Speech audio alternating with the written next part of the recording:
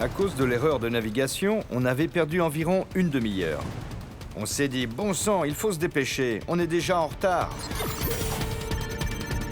Mais à cette heure-ci, le gros des forces est déjà à portée des tirs ennemis. Les Rangers sont obligés de se traîner à 7 nœuds le long de la côte et ils ont encore 3 km à faire.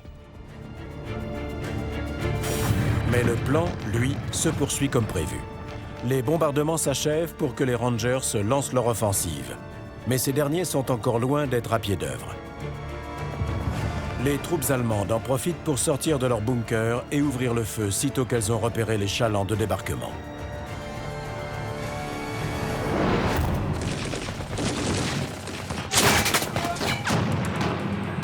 Au fur et à mesure qu'on avançait, les Allemands surgissaient le long des falaises et ils nous tiraient dessus. Dans l'armée, il y a un dicton. Aucun plan ne résiste au premier contact avec l'ennemi. Et dès le départ, les Américains ont été désavantagés. Les Allemands avaient toutes les cartes en main. Ils tiraient depuis un endroit stable qui surplombait l'ennemi. Et ils avaient la meilleure mitrailleuse de la Deuxième Guerre mondiale.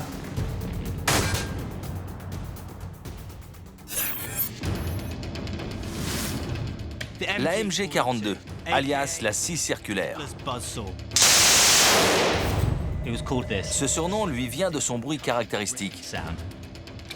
Elle affiche une cadence de tir terrifiante. Elle est approvisionnée par bande et elle tire des balles de 7,92. Cette arme, qui terrifiait les Alliés, a une portée pratique d'1 kilomètre. Et les chalands étaient à moins de 900 mètres, donc largement dans la zone dangereuse.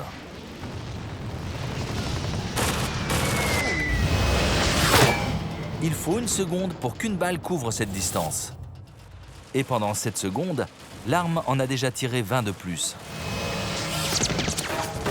Quel cauchemar. Je me souviens des premiers impacts de balles contre notre chaland. Je me suis dit, bon sang, les Allemands ne plaisantent pas. Ils nous allumaient comme à la fête foraine. Devant James Eichner, à bord du chaland 722, le soldat John Silman reçoit un projectile dans la poitrine. Miraculeusement, il survivra.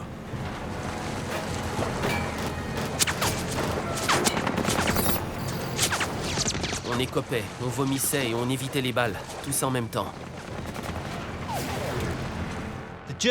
Les Allemands étaient dans une situation idéale pour se défendre. Ils voyaient bien la mer et la plage, et les falaises les protégeaient. Ils ont dû se dire que personne ne pouvait les déloger.